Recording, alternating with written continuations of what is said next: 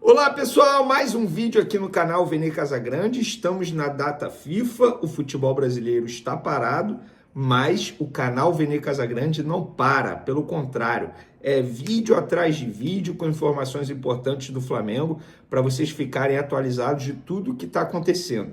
E essa quinta-feira, dia 4 de setembro, é um dia muito importante para Bruno Henrique. Por quê?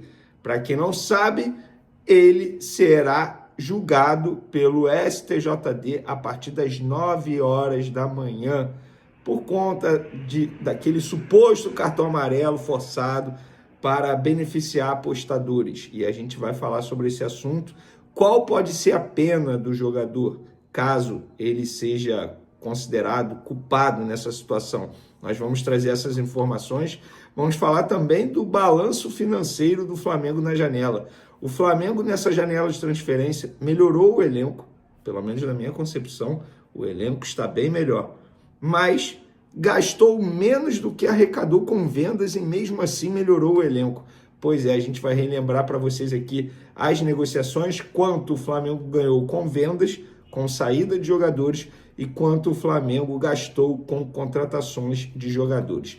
Isso tudo e muito mais no vídeo de agora, mas antes eu gostaria de pedir para você se inscrever no canal, soltar o dedo no like, ativar a notificação, compartilhar o vídeo com todo mundo, para todo mundo ficar sabendo de tudo que acontece dentro do Flamengo. Vamos para as informações. Eu vou começar com esse balanço financeiro aí da janela de transferência do Flamengo.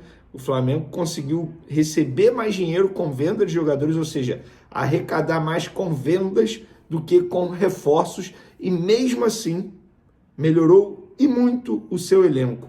De 2019 para cá, eu não tenho dúvidas, é o melhor elenco que o Flamengo tem, sem sombra de dúvidas. É por isso que eu falo, você torcedor rubro-negro, você tem que ficar extremamente motivado, animado, otimista com o Flamengo, não só nessa temporada, porque as contratações que vieram, amigo, são jogadores que vão render bastante nos próximos anos. Vamos para as informações. Vamos lá. O Flamengo contratou nessa janela Emerson Royal, que custou 58,7 milhões de reais. Saul, que chegou sem custo de operação ao Flamengo. O Flamengo só negociou salário e luvas.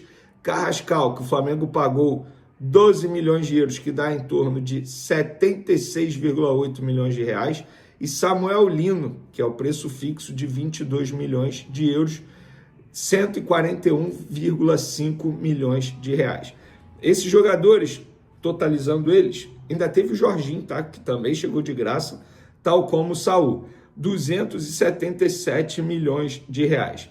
As saídas foram: o Flamengo negociou aí 7 jogadores. Vamos lá: Wesley, Gerson, Vitor Hugo, Lucas Furtado, querendo ou não, a gente bota nesse balaio aí, Matheus Gonçalves, Lohan e Schola.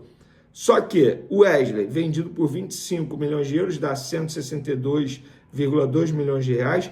Gerson, 25 milhões de euros, mas na ocasião o valor do euro estava um pouquinho menor, ou seja, ficou 160,6 milhões de euros.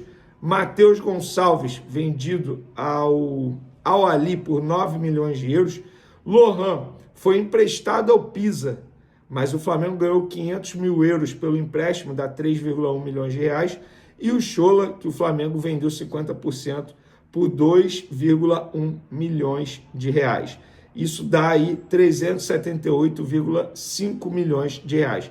Ou seja, o Flamengo ganhou mais com as saídas, com jogadores que não eram utilizados, não estavam sendo muito utilizados, exceto o Wesley, obviamente, dois jogadores considerados titulares, mas Matheus Gonçalves, Lohan, Schola, Lucas Furtado não eram utilizados pelo técnico Felipe Luiz. Isso mostra que reforçar elenco não é apenas trazer jogadores, é você também saber fazer as saídas. E o Flamengo soube de uma maneira extraordinária, na minha concepção, só faltou o Michael, que pode sair ainda, e o Juninho também pode sair ainda. Galera, no meu último vídeo, eu falei sobre versão Arrascaeta 2019, Arrascaeta 2025. Vou trazer um fato aqui para vocês. Arrascaeta com 17 gols nessa temporada e 3 assistências, está a um gol de igualar o seu ano mais artilheiro na carreira, que foi em 2019, quando ele fez 18 tentos e deu 19 assistências. Então, eu vou deixar a pergunta para vocês e vocês vão comentar à vontade. Arrascaeta vive o melhor ano da carreira ou será difícil superar 2019? Podem comentar à vontade. Eu já falei o que eu penso. Para mim, ele vive o melhor ano da carreira dele em todos os sentidos. Dentro e fora de campo, maturidade, liderança, faixa de capitão, camisa 10. E dentro de campo ele está sendo super decisivo. E agora vocês podem comentar à vontade.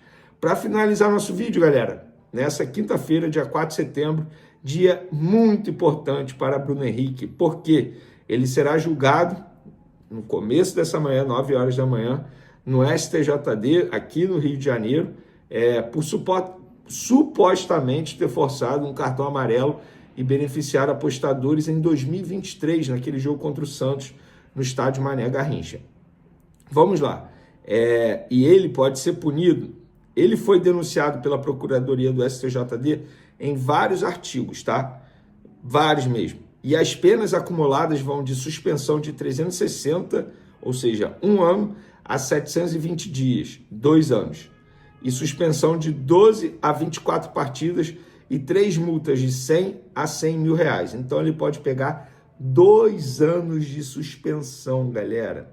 Ou até 24 partidas. Gente, assim, é torcer para que isso não aconteça. Porque se isso acontecer, estamos falando de um Bruno Henrique já com uma certa idade avançada.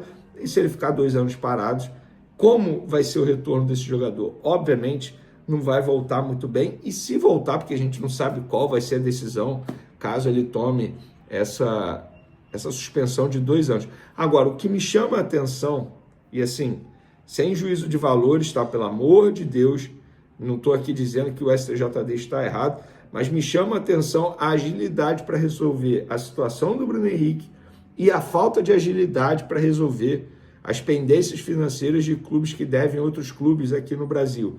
É o caso do Atlético Mineiro devendo ao Cuiabá, do Internacional devendo ao Flamengo, do Santos devendo ao Cuiabá, e a CNRD, uma demora danada. O Flamengo entrou com uma ação contra o Internacional há 10 meses e até agora nada.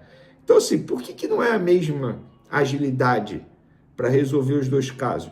O Internacional acabou de vender um atacante, Wesley, por 54 milhões de reais. Por que a CBF não interfere, não se mexe e, entre aspas, obriga o clube a pagar uma dívida com outro clube?